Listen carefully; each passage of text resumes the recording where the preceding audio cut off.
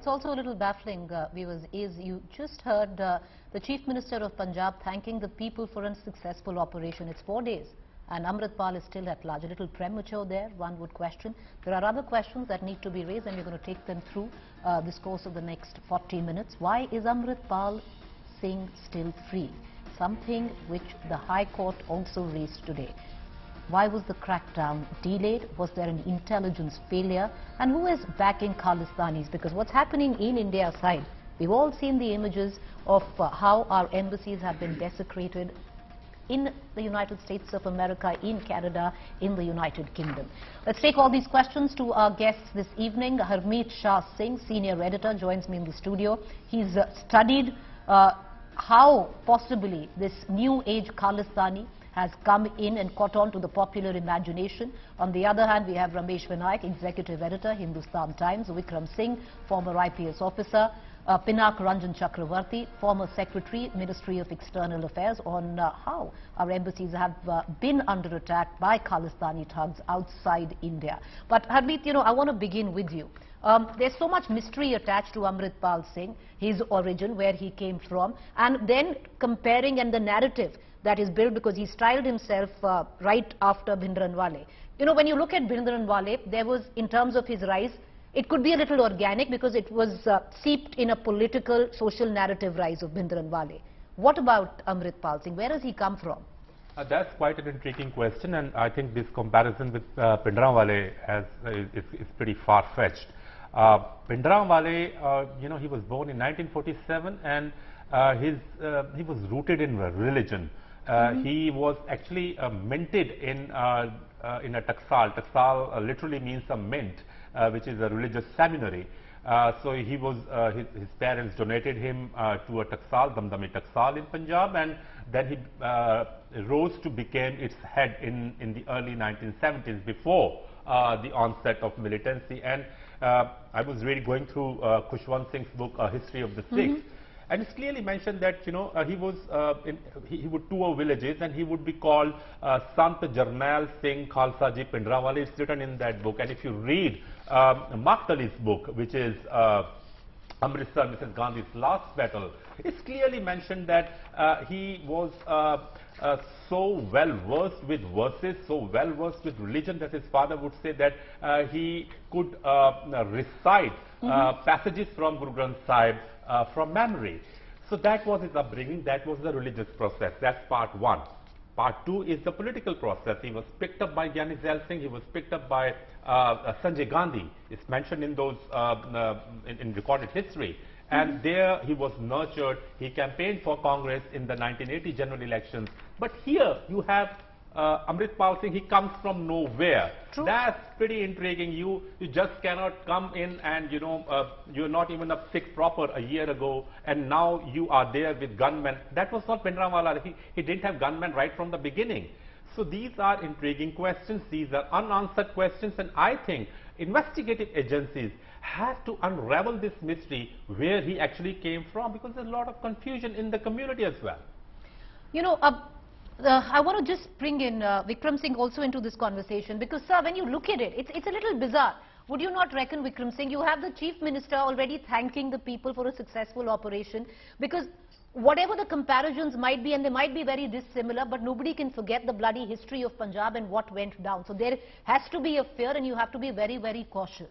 And at a point where it's now been 4 days, and you have no clue where the man is. Preeti, to your question, the second part, I would say that this optimism and this thanking the public is rather too premature. Any optimism at this point of time has to be tempered with extreme caution. I have lived and fought the Punjab terrorism in the 80s and have worked with the force Punjab Police and Mr. J.F. Renor's Punjab Police, and also of Mr. KPS Gill.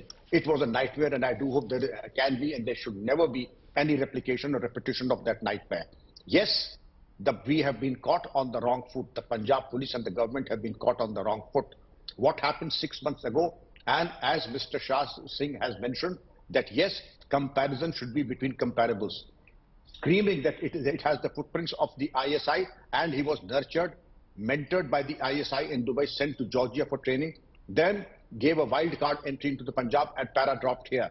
Now, It is only a matter of history that we allowed the grass to grow underneath our feet and allow Amritpal Singh to become a Frankenstein. What happened in Ajnala should have been aborted and prevented. Section 144 imposed, and then preventive arrest should have been made. These people were carrying ammunition as if they were light machine gun belts, as you would see in the army and the movies. No arm licensee can have more than 25 rounds. Here they were carrying 100 rounds each. They should have been booked, license cancelled, weapon confiscated. Nothing like this happened. Undesirable activities happening, nothing happened. Even today, there is not a single rupee reward on Amritpal, whereas the reward should be something to the tune of at least 50 lakhs, if not 1 crore. No case under the UAPA. If you really mean business, come down with the facts, come down like a ton of bricks and have a no-nonsense approach. To the contrary, none of the political people have taken the name of Amritpal for fear, for diplomatic reasons, or for political expediency. I leave it to the honorable panelists and to you, Preeti. Well, you know, the fact is we did ask most political parties who have stake in the game or skin in the game to come in this evening, but they did refuse because the operation is still ongoing. But Ramesh Vinayak, for somebody who studied Punjab very closely, the High Court today came down heavily, stating, and I'll quote, you have 80,000 cops. He's addressing Bhagwant Mann, the Chief Minister. What are they doing? How did Amritpal Singh escape? But do you reckon somewhere down the line, Mr. Vinayak, that the incumbent government in Punjab was in a catch-22, understanding the sensitivity of the matter? Well, Preeti, you know, now when the sequence of events is becoming clear, how Amritpal managed to, you know, escape despite this major operation launched by Punjab Police in coordination with the central agencies. So what is now becoming clear is that Punjab Police has been found wanting. You know, one level there is an intelligence failure that because the police chose the timing of this operation, that how could they, you know, allow Amritpal to escape from this whole operation. So, you know, mind you that Punjab Police is a battle-hardened force which, you know, had successfully vanquished, you know, the firestorm of terrorism in Punjab 80s and 90s. You know, I have seen Punjab Police from very close quarters, you know, during my journalistic career in Punjab. So on this occasion, I think there were clearly gaps in the way this strategy, the way this operation to capture Amritpal was executed, you know. So there is, you know, it's very embarrassing for Punjab Police, so they will have to really prove themselves by capturing Amritpal sooner than later, you know. But at the same time, you know, Punjab Chief Minister has made his intent very clear that, you know, they will deal with this situation in a very tough manner. And so there is a very clear, unambiguous message from the government. But Punjab Police will have to really live up to its reputation as a force which is known for, you know, its very tough tactics on controlling terrorism and militancy. But Mr. Vinayak, you know, that time is running out. It's 4 days over and they have totally clueless. All they've done today is release a before and after picture on what he could look like. It's 4 days running. Where is Amritpal? Pinaki, Ranjan Chakravarti, I'd also like to bring you in because what's happening back home in India are of course these visuals, and we can continue to talk about was there an intelligence failure, was the government very slow in cracking down on Amritpal, but we now also see a coordinated movement in terms of pro-Khalistan protest right outside India, outside our embassies, be it the United Kingdom, be it America, be it Canada. Is there an attempt somewhere down the line that Amritpal now becomes the poster boy under which one is trying to revive what was largely dead, a Khalistan movement? But as we now know that the whole conspiracy was hatched in Dubai, where this man Amritpal used to work, and he was picked up by the ISI or he got into contact, etc. So the conspiracy is now unfolding.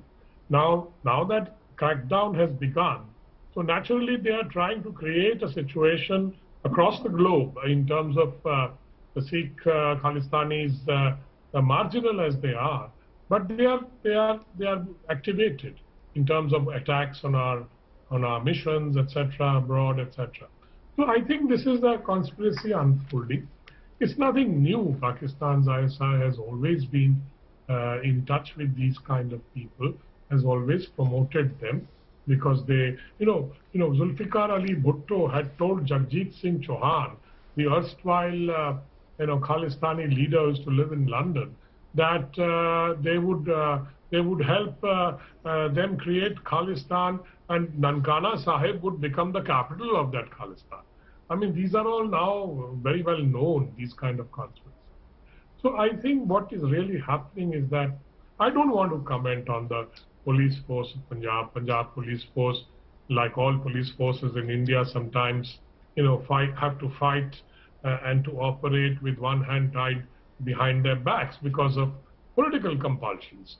So but having said that, I would say that there's international conspiracy is very much there, and Pakistan's ISI has been at it for a very, very long time.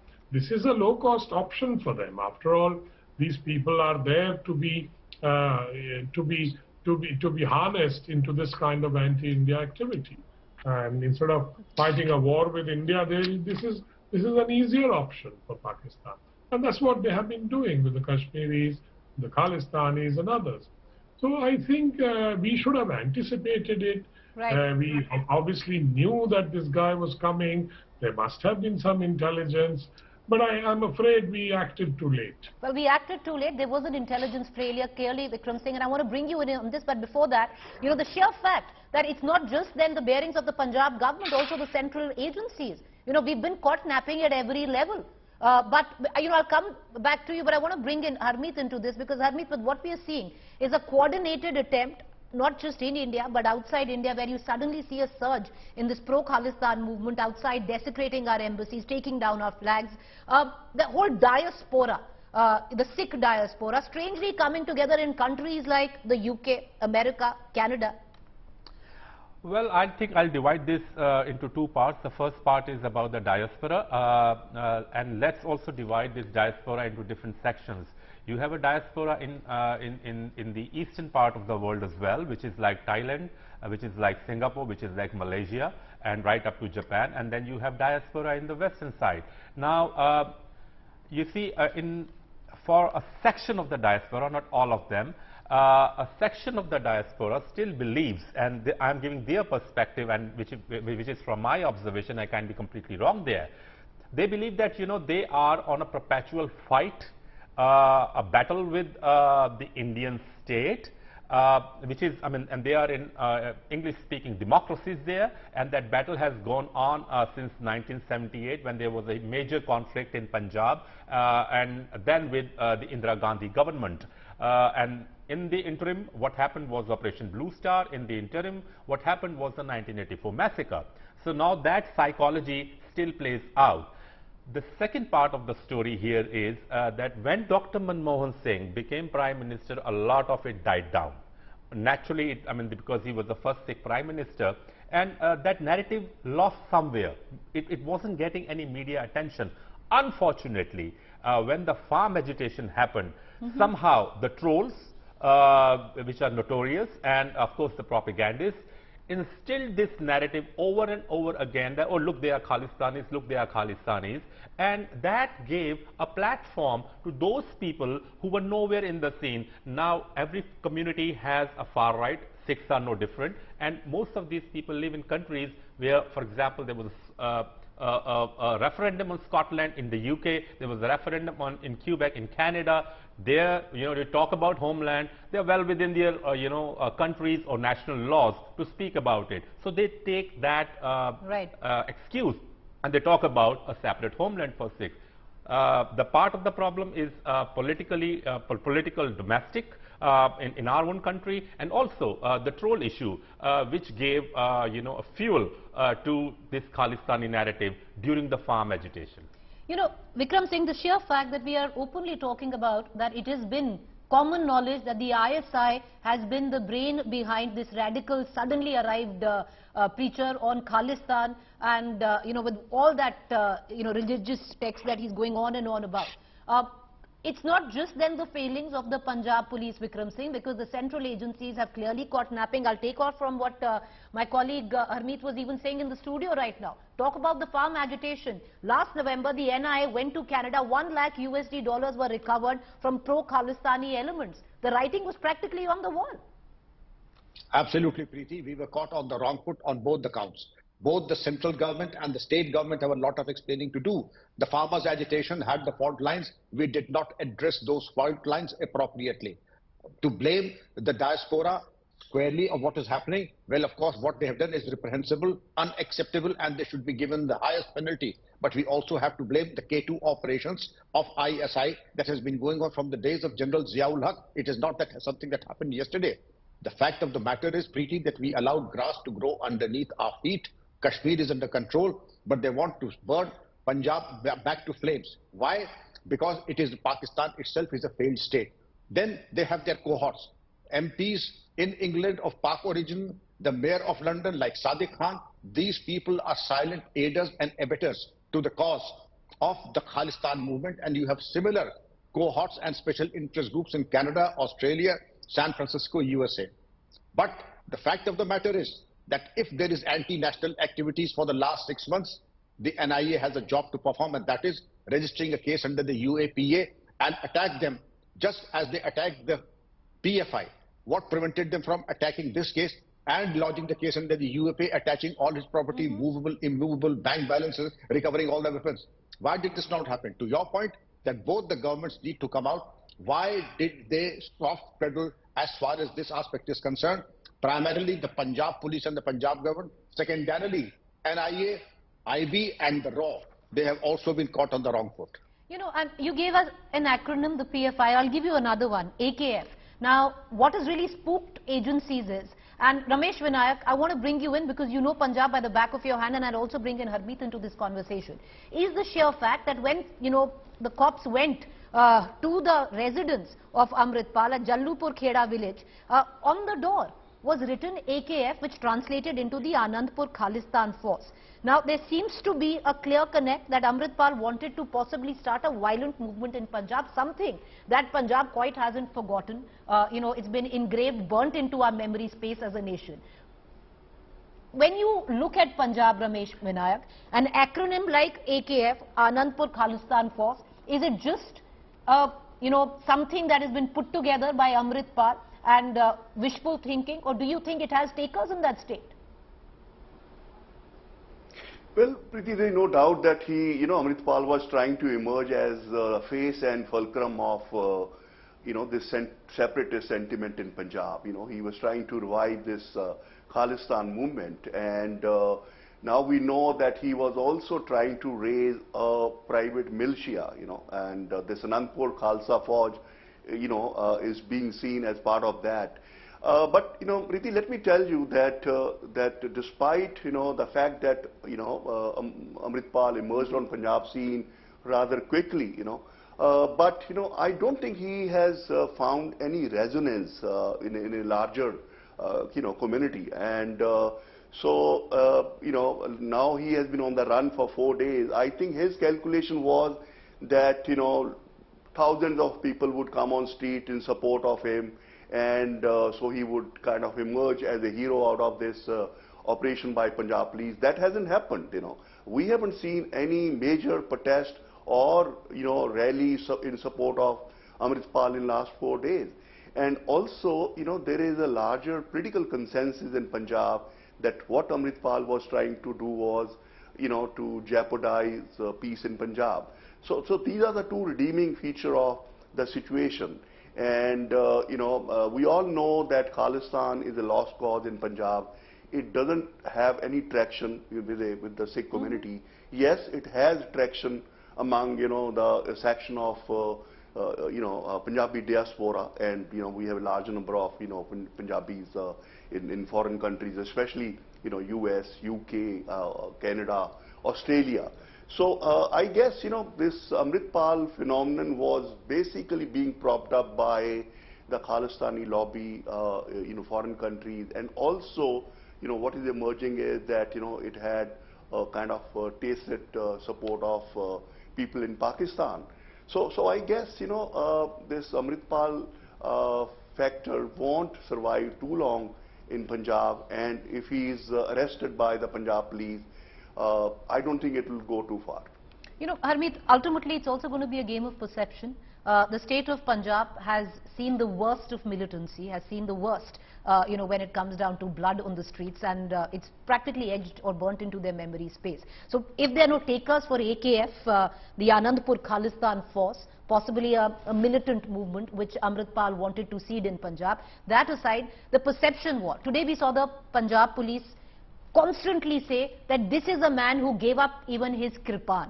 Because when he was on the run, in the way he had styled himself on Bhindranwale, the Nihang, he took off everything, the turban, even left his kripan and ran. It was the same perception they wanted to go forth, even the Punjab government, who says, who takes the Guru Granth Sahib and uses it as a shield? So in this war of perception, where do you see the Sikhs in Punjab stand? So far as the Sikhs of Punjab are concerned, I don't think that there is any Khalistani movement as such, as of now. There isn't any room for that, but yes, as I mentioned before, there is always a political right. Is there sympathy? There is political right, because we saw emergence of Simranjit Singh Mann. He won elections and he is an open protagonist of Khalistan. Deep Sindhu? Deep Sindhu didn't fight election, but yes, he was also, again, he would speak about Sikh sovereignty. Now, that is political right, but to say that there is a full-fledged Khalistani movement, I would not subscribe to that idea. But where has this political right come from and how it has emerged is something that we should be talking about. I think the genesis of the origin of, or the rise of Sikh political right lies in the fall of the Akali Dal, the Shiromani Akali Dal, and we saw how it fell over the years, especially when the Badals came at the helm after their 10-year rule, and there is a complete disenchantment with Sikh institutions. So that probably is one of the reasons, or perhaps the potential reason, or the main reason behind the rise of Sikh political right, where the likes of Amritpal Singh, they come on Punjab's religious turf and start to exploit some sort of vague expressions in every state, and youth in every state have unmet expectations.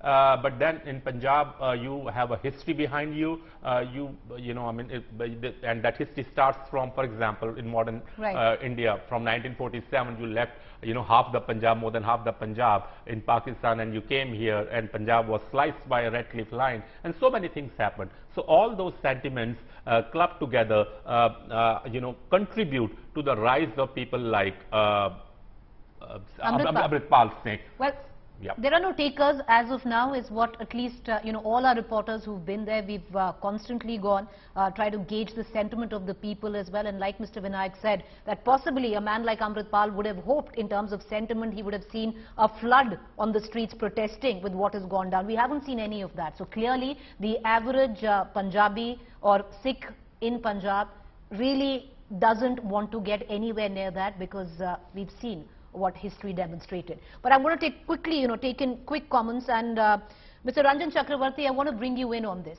With what is going on back home, and one needs to deal with that, which is primarily to arrest the man, but with what is going on overseas as well, India also needs to strictly deal with the fact on what has gone down, say, at our embassies in UK, in America. I think the government of India has made the necessary démarches, protests, etc., to the UK government and other governments where we have seen all these things happening.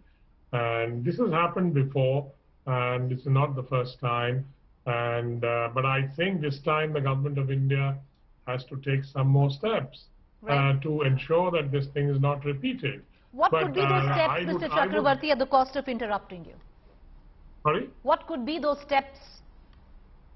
What could be those steps? Yes, first of all, make strong démarches to the... You see, the UK government, every government which hosts an embassy is obliged by the Vienna Convention to protect it, to provide security. Yes. The UK government clearly failed. There's no doubt about it. That you cannot hold a demonstration in UK, and I know I was posted there after Operation Blue Star, and I had dealt with such situations there, that you cannot, without permission, hold a demonstration in London. So obviously they must have received permission, or if they didn't, then this must have been a totally, must have come as a surprise to the London Metropolitan Police, who claim to be a good police force, but then the Guardian has come out with a report which really trashes them, saying that that police force is now in the gutter. That's what they say. That their own people are saying.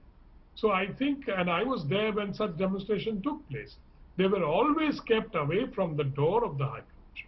They could do it across the street on the other pavement. Right. And I've walked around, and stood with them just to see what those guys were up to. But today you find that they are allowed to come to the door. I mean, it's a complete failure of providing security to a foreign mission, which the UK government is obliged under the Vienna Convention to provide. All right, so we need to take a stronger stand on that when it comes down to protecting our embassies overseas. But Vikram Singh, I'll bring you in this. This, Vikram Singh, would you reckon, is trial by fire, acid test and all the other cliches that come in for the Punjab Police? It's been 4 days. As the hours pass on, with whatever the accolades that have gone to the Punjab Police in the heydays of terrorism, of the whole crackdown, all of that, they will fritter away. Preeti, let us not live in an illusion. This is the biggest loss of face that the Punjab Police and the government are facing in the last many decades.